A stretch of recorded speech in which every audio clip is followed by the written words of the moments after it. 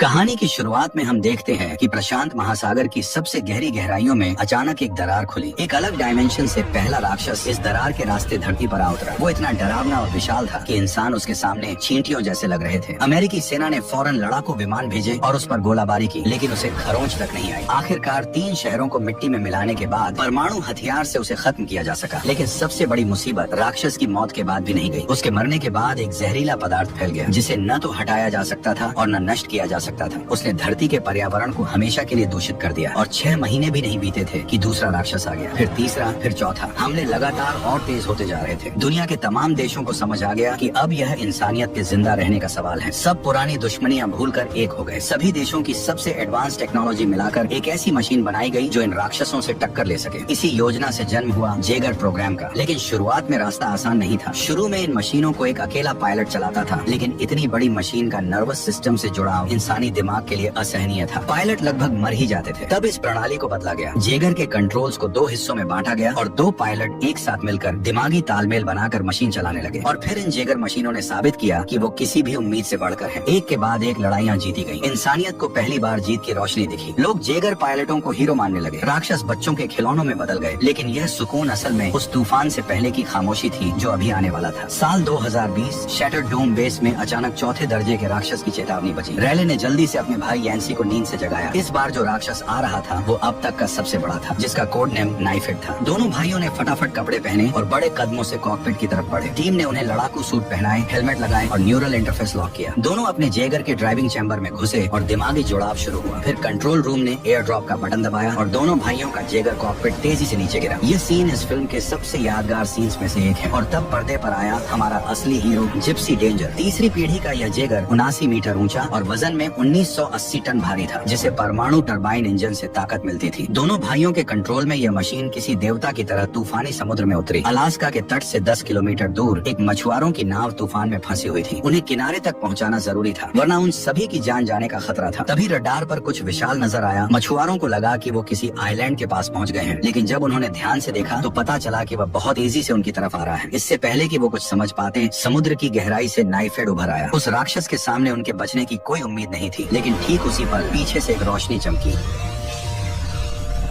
Gypsy danger ने अपनी विशाल हथेली से मछुआरों की नाव को उठाया और नाइफ हेड के हमले से ठीक पहले उसे सुरक्षित जगह रख दिया। अब किसी की चिंता नहीं थी। अब असली लड़ाई शुरू होनी थी। जिप्सी ने बिना रुके उस पर 3 पावरफुल अटैक्स किए, लेकिन 3 बार के बाद भी नाइफ हेड ज्यादा घायल नहीं हुआ, बल्कि और भड़क गया। उसने जिप्सी डेंजर का हाथ अपने जबड़ों में दबोच लिया। तभी जिप्सी ने भी उसका सिर पकड़ा और प्लाज्मा कैनन दागा। 3 जोरदार गोलों ने नाइफ हेड को समुद्र में पटक दिया। दोनों भाइयों ने सोचा मिशन पूरा हुआ। उन्होंने हेडक्वार्टर को खबर दी और वापसी शुरू की। लेकिन तभी वो हुआ जिसकी उम्मीद नहीं थी। नाइफ हेड अचानक समुद्र से उछलकर ऊपर आया और एक जोरदार थप्पड़ मारा। इस अचानक हमले से दोनों भाई संभल नहीं पाए। उन्होंने फिर प्लाज्मा कैनन उठाई, लेकिन नाइफ हेड ने पहले ही अंदाजा लगा लिया और जिप्सी का वो हाथ ही उखाड़ दिया। उसी दर्द की लहर दोनों पायलटों के पूरे जिस्म में दौड़ गई। नाइफ हेड ने इसी मौके का फायदा उठाया और सीधे कॉकपिट पर हमला शुरू कर दिया। यांसी को पता चल गया था कि अब कॉकपिट ज्यादा देर नहीं टिकेगी। उसने रैले को आखिरी बात कहनी शुरू की, लेकिन अगले ही पल नाइफ हेड ने उसे कॉकपिट समेत पकड़ लिया। रैले अकेला रह गया और उसके शरीर में तेज दर्द होने लगा। भाई के जाते ही दिमागी जुड़ाव टूट गया। रैले अकेले इस विशाल जेगर को नहीं चला सकता था। नाइफ हेड बिना रुके हमले कर रहा था, लेकिन रैले ने हार नहीं मानी। अकेले पायलट के असहनीय नर्वस प्रेशर को झेलते हुए उसने एक बार फिर प्लाज्मा कैनन उठाई। अब उसे यांसी का बदला लेना था। नाइफ हेड को अभी तक नहीं पता था कि उसकी मौत आ चुकी है। अगले ही पल एक जोरदार धमाका हुआ और हेडक्वार्टर का जिप्सी डेंजर से संपर्क टूट गया। जनरल दुखी होकर पीछे मुड़ा। उसे पता था कि जिप्सी डेंजर शायद अब नहीं रहा। कैमरा कट हुआ और एक बर्फीले किनारे पर पहुंचा। एक बूढ़ा और उसका पोता मेटल डिटेक्टर लेकर उस बर्फीले किनारे पर घूम रहे थे। जब उन्हें एक खिलौना मिला तो दोनों खुशी से भर उठे। तभी मेटल डिटेक्टर से जोरदार संकेत आने लगे। बूढ़े ने सोचा मशीन खराब हो गई है, लेकिन अगले ही पल उन्होंने जो देखा उस पर उन्हें यकीन ही नहीं हुआ। जिप्सी डेंजर लड़खड़ाते कदमों से किनारे की तरफ आ रहा था। किनारे पर पहुंचते ही उसने अपने घुटने टेक दिए और वहीं गिर पड़ा।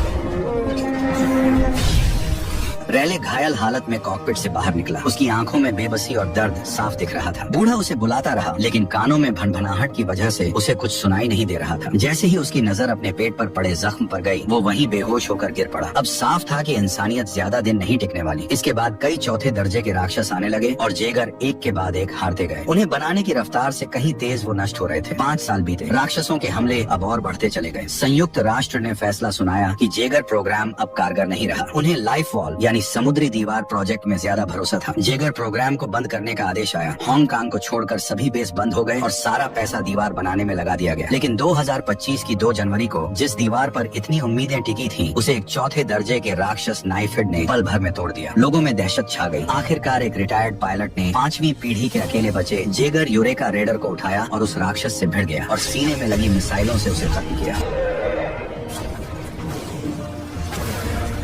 इस लड़ाई ने साफ कर दिया कि दीवार का सपना टूट चुका है और जेगर प्रोग्राम ही इंसानियत का एकमात्र सहारा है। तभी एक हेलीकॉप्टर एक पुराने कारखाने के बाहर उतरा। जनरल खुद रैले को ढूंढते हुए आया था। उनका मकसद सीधा था। वो रैले को वापस युद्ध के मैदान में उतारना चाहते थे। जिप्सी डेंजर की कमान उसे फिर से सौंपनी थी, लेकिन रैले के लिए ये इतना आसान नहीं था। भाई की मौत का साया उससे अभी तक नहीं उतरा था। किसी और के साथ दिमागी जुड़ाव बनाने की हिम्मत वो खो चुका था। उसने माफी मांगी और मुड़कर जाने लगा, लेकिन जनरल ने हार नहीं मानी। इंसानियत की जिंदगी और मौत के इस मोड़ पर रैले ने आखिरकार हाँ कह दी। वो जनरल के साथ शैटर्ड डोम बेस पहुंचा, जहां उसकी फ्यूचर गर्लफ्रेंड मोरी माँ को पहले से उसका इंतजार कर रही थी। जनरल ने रैले को बेस का दौरा कराया। एक वक्त था जब यहाँ 30 जेगर खड़े रहते थे, लेकिन अब सिर्फ 4 बचे थे। पहला था क्रिम्सन टाइफून, चीन में बना चौथी पीढ़ी का जेगर, जिसके 3 हाथ इसे क्लोज कॉम्बैट में बेजोड़ बनाते थे। दूसरा था चेर्नो अल्फा, रूस में बना पहली पीढ़ी का जेगर। यह पुराना जरूर था, लेकिन ताकत और कवच में सबसे भारी। तीसरा था यूरेका रेडर, ऑस्ट्रेलिया में बना 5वीं पीढ़ी का जेगर, जो सबसे तेज और सबसे घातक एकमात्र 5वीं पीढ़ी की मशीन थी। और चौथा था रैले का अपना जिप्सी डेंजर, जिसे अब पूरी तरह मॉडिफाई कर दिया गया था। अब जरूरत थी रैले के लिए एक को पायलट ढूंढने की। नियम था कि जो भी रैले को हरा दे वही उसका साथी बनेगा। एक एक करके सभी कैंडिडेट्स उतरे और एक एक करके हारते गए। 10-12 लड़ाइयों के बाद रैले का मन उठ गया। उसने सीधे माको मोरी को चुनौती दी। जनरल के पास और कोई चारा नहीं था। माको ने लड़ाई का स्टैंड बनाया। वह पूरी तरह सीरियस थी। रैले ने भी अपना सबसे निडर अंदाज दिखाया। लड़ाई शुरू हुई। माको बाहर से नाजुक दिखती थी, लेकिन उसके वार इतने तेज और सटीक थे कि रैले पर भारी पड़ने लगे। पहला अंक माको को मिला। रैले ने तब जवाब दिया और एक दांव से उसे पलट दिया। आखिरी फैसले की बारी में माको ने अपनी पूरी ताकत झोंक दी और जीत अपने नाम कर ली। रैले ने अपना मन बना लिया कि वही उसकी को पायलट बनेगी, लेकिन जनरल ने सीधे हाँ नहीं कहा। उन्होंने दोनों को 2 घंटे बाद ट्रेनिंग डोम में बुलाया। वहाँ दोनों ने लड़ाकू सूट पहने और पहली बार असली दिमागी जुड़ाव शुरू किया, लेकिन जुड़ाव आसान नहीं था। रैले के दिमाग में भाई की मौत का वो पल फिर उभर आया। नर्वस सिस्टम में उथल पुथल मची और जुड़ाव टूट गया। रैले ने अपनी इच्छा शक्ति से खुद को संभाला, लेकिन माँ को पहली बार के इस तूफान को नहीं संभाल पाई। माँ को अपनी पुरानी यादों में खो चुकी थी। रैले चाहे जितना पुकारे, लेकिन माको पर कोई असर नहीं हुआ। उन यादों में छोटी माको का शहर राक्षस के हमले में तबाह हो रहा था। माँ बाप उससे बिछड़ चुके थे। अकेली और बेबस छोटी माको बस भागती रही। राक्षस ने उसे एक तंग गली में घेर लिया। जैसे ही उसका विशाल चेहरा माको के करीब आया, डर के मारे उसने अनजाने में अपना दाहिना हाथ उठा दिया और इसी से असल दुनिया में जिप्सी डेंजर की प्लाज्मा कैनन चालू हो गई। अगर वो फायर हो जाती तो पूरा बेस तबाह हो जाता, लेकिन एक कर्मचारी ने फुर्ती दिखाई और मेन पावर का तार खींच लिया। कैनन रुक गई और एक बड़ी तबाही टल गई। माको भी धीरे धीरे अपनी यादों से बाहर आई। हादसे के बाद जनरल ने दोनों को बुलाया और गुस्से में माको को रैले की को पायलट के पद से हटा दिया। रैले समझ नहीं पाया, क्योंकि माको से बेहतर कोई नहीं था, लेकिन फिर उसे समझ आया। यादों में जो राक्षस माको को मारने वाला था, उसे किसी ने अचानक एक तरफ खींच लिया था। जब माको ने झांक कर देखा तो राक्षस खत्म हो चुका था और उसे खत्म करने वाला जनरल का ही जेगर टेंगोरे था। उसी दिन से जनरल ने छोटी माको को अपनी बेटी की तरह अपना लिया था। माको को बचाना जनरल के लिए सिर्फ एक मिशन नहीं था, ये उसका दिल का रिश्ता था। इसीलिए वो उसे खतरे में नहीं देखना चाहता था। रैले ने जनरल से माको के लिए बात करनी चाहिए, लेकिन जनरल टस से मस नहीं हुआ। रैले बोला कि यह उसकी सुरक्षा नहीं, बल्कि माको की ताकत को दबाना है। तभी सिस्टम में रेड अलर्ट आया। इतिहास में पहली बार एक साथ 2 राक्षसों का संकेत मिला था। 2 चौथे दर्जे के राक्षस लेदरबैक और ओटाची एक साथ उसी दरार से निकल रहे थे। हालात बेहद गंभीर थे। जनरल ने फौरन रणनीति बनाई। उसने तुरंत क्रिम्सन टाइफून और चेर्नो अल्फा को लड़ने के लिए आगे भेजा। यूरेका रेडर को पिछली तरफ से खुले पानी की निगरानी पर तैनात किया गया। रैले और माको को फिलहाल रुकने का आदेश था। दोनों जेगर तुरंत तट पर पहुंचे। समुद्र की सतह पर बड़े बड़े कदम रखते हुए हर हलचल पर ध्यान रखने लगे। तभी बिना किसी चेतावनी के लेदरबैक पानी से उछला और क्रिम्सन टाइफून को एक पूंछ के वार से 10 मीटर दूर उड़ा दिया। तीनों भाई तेजी से अपनी फॉर्मेशन में वापस आ गए। उन्होंने तेजी से अपनी रोटेटिंग ब्लेड तैनात किए और तीनों हाथ एक साथ घुमाते हुए लेदरबैक पर टूट पड़े। उन घुमावदार लपटों जैसे हाथों ने राक्षस के जिस्म को काटना शुरू किया, लेकिन लेदरबैक ने चालाकी दिखाई। उसने क्रिम्सन के दोनों हाथ पकड़ लिए। क्रिम्सन ने तब अपने पूरे इंजन की ताकत लगाकर एक जोरदार जंप मारी। वह हवा में घूमा और लेदरबैक को झटके से दूर फेंक दिया। चेर्नो अल्फा तुरंत आगे आया और लेदरबैक के सिर पर जोरदार मुक्के बरसाए, लेकिन अगले ही पल लेदरबैक की पूंछ ने उसे भी ढेर कर दिया। उसी मौके का फायदा उठाकर लेदरबैक ने अपनी मजबूत पूंछ क्रिम्सन टाइफून के सिर के चारों तरफ लपेट दी और इससे पहले कि 3 भाई कुछ कर पाते, क्रिम्सन का सिर चूर हो गया और वो गिर पड़ा। साथी को गिरते देख चेर्नो अल्फा में रूसी जोड़े का खून उबल उठा। वो बदला लेने झपटे, लेकिन लेदरबैक का एक और दांव बाकी था। उसके मुंह से तेज एसिड की धार निकली, जिसने चेर्नो अल्फा की अनब्रेकेबल समझी जाने वाली मजबूती को पल भर में गला दिया। मुसीबत में चेर्नो अल्फा ने यूरेका रेडर को पुकारा। यूरेका पूरी रफ्तार रफ्तार से आगे बढ़ा, लेकिन तभी दूसरा राक्षस ओटाची पानी से उछला और पीछे से हमला कर दिया। उसके तीखे पंजों ने चेर्नो अल्फा का कॉकपिट फाड़ दिया। यूरेका रेडर चेर्नो की मदद को आना चाहता था, लेकिन लेदरबैक ने रास्ते में ही उसे रोक लिया। दोनों के बीच लड़ाई चल रही थी और इधर चेर्नो अल्फा ओटाची के सामने टिक नहीं पाया। ओटाची ने चेर्नो अल्फा का इंजन तोड़ दिया और दोनों पायलट उसी जेगर के साथ खत्म हो गए। अब सिर्फ यूरेका रेडर बचा था। उसने लेदरबैक को उठाया और जोर से दूर फेंका। जैसे ही वो पानी में गिरा, यूरेका ने अपनी मिसाइलें दागने की तैयारी की, लेकिन ओटाची ने खतरा भांप लिया। उसने अपने सिर के ऊपर इलेक्ट्रोमैग्नेटिक पल्स इकट्ठी की और एक विशाल इलेक्ट्रिक वेव छोड़ी। यूरेका रेडर करंट लगने जैसा थरथराया और उसके पूरे कंट्रोल्स चले गए। और सिर्फ यूरेका ही नहीं, जहाँ तक वो तरंग पहुंची, हर बिजली की चीज ठप हो गई। पूरा बेस अंधेरे में डूब गया। अब जनरल के पास कोई चारा नहीं था। रैले और माको को जिप्सी डेंजर लेकर जाने का आदेश दिया गया। उधर लेदरबैक हांगकांग के किनारे तक पहुंच चुका था, लेकिन वो तबाही मचाने की बजाय किसी को ढूंढ रहा था। लोग शहर छोड़कर अंडरग्राउंड बंकर में छिप गए। ओटाची यूरेका रेडर को तुरंत खत्म नहीं कर रहा था, बस उसके चारों तरफ घूम रहा था। हैंसन बाप बेटे असली मर्द निकले। वह कॉकपिट से बाहर निकले और ओटाची की आंखों के सामने सिग्नल फ्लेयर दागे। उन्होंने बिना डरे आखिरी लड़ाई लड़ी। इस हिम्मत ने ओटाची को भड़का दिया। उसने अपने विशाल हाथ उठाए और आखिरी वार करने को तैयार हुआ, लेकिन तभी जिप्सी डेंजर ने अपनी हीरो वाली एंट्री मारी। ओटाची उसे देखकर पागल हो उठा और सीधे उस पर झपटा। जिप्सी ने एक फुर्तीला कदम उठाया और बचते हुए ओटाची को पीछे धकेला। फिर उसके उस अंग को पकड़ा जिससे इलेक्ट्रोमैग्नेटिक पल्स निकलती थी और पूरी ताकत से उसे नोच लिया। ओटाची दर्द से चिल्लाया और बेकाबू होकर उसने जिप्सी डेंजर को अपनी बाहों में जकड़ लिया। उसने उसे कुचलने की कोशिश की, लेकिन जिप्सी की मजबूती उसके वश की नहीं थी। हार मानकर उसने जिप्सी को एक तरफ उछाल दिया। जिप्सी हवा में उड़ा और बंदरगाह पर जा गिरा और दसियों मीटर तक जमीन पर घिसटता रहा। तब ओटाची भारी कदमों से जिप्सी की तरफ बढ़ा। रैले और माको का खून खौल उठा। उन्होंने जिप्सी को आगे दौड़ाया, रफ्तार बढ़ाई और हवा में उछलकर सैकड़ों टन का मुक्का ओटाची के सिर पर दे मारा। ओटाची चकरा गया, लेकिन जिप्सी रुका नहीं। एक के बाद एक कई मुक्के बरसाता रहा। कुछ वारों के बाद ओटाची बुरी तरह थकने लगा। तब उसने पास खड़ी एक क्रेन उठाई और जिप्सी पर दे मारी। जिप्सी ने भी जमीन से एक भारी चीज उठाई और उसे उसके सिर पर तोड़ दी। फिर प्लाज्मा कैनन दागी और ओटाची के पेट पर एक के बाद एक गोले मारे, लेकिन ओटाची की जान इतनी सख्त थी कि उसने 15 से ज्यादा प्लाज्मा वार झेल लिए। तब जाकर उसका एक पूरा हाथ उखड़ा और वो धीमा पड़ गया। जिप्सी ने उसकी लाश एक तरफ फेंकी, लेकिन जाने से पहले कुछ और प्लाज्मा गोले दागे। जब तक ओटाची का शरीर पूरी तरह बर्बाद नहीं हो गया, रैले ने फायरिंग नहीं रोकी। रैले की यह सावधानी बेवजह नहीं थी। साल पहले नाइफेड के साथ लड़ाई में उसने और यांशी ने भी यही गलती की थी कि राक्षस को मरा समझ लिया था। उसी भूल की कीमत उसके भाई ने जान देकर चुकाई थी। अब बारी थी हांगकांग शहर में छुपे लेदरबैक की। लेदरबैक शहर के अंदर घुस चुका था, लेकिन वह तबाही नहीं मचा रहा था। वो किसी को ढूंढ रहा था, और वो था वैज्ञानिक डॉक्टर न्यूट, जिसने राक्षस के दिमाग से खुद को जोड़कर उनके राज जानने की कोशिश की थी। लेकिन इस एक्सपेरिमेंट में उसके अपने विचार भी राक्षसों के मालिकों तक पहुंच गए थे। इंसानों का हर प्लान दुश्मन को पता चल गया था। यही कारण था कि राक्षसों ने जेगर की कमजोरियां जान ली थी। जिप्सी डेंजर एक जहाज को खींचते हुए हांगकांग की गलियों में घुसा। उन्होंने उस जहाज को उठाकर लेदरबैक के सिर पर दे मारा। लेदरबैक चकरा गया, लेकिन वो भी चालाक था। उसने तुरंत अपनी पूंछ से जहाज को जकड़ा और एक झटके में दूर फेंक दिया। फिर पूंछ घुमाई और जिप्सी को उड़ा दिया। जिप्सी खड़ा हुआ और लेदरबैक को ढूंढने लगा, लेकिन वो किसी इमारत में छुप गया था। जिप्सी सतर्क होकर गलियों में खोजता रहा। तभी लेदरबैक एक इमारत से झपटा।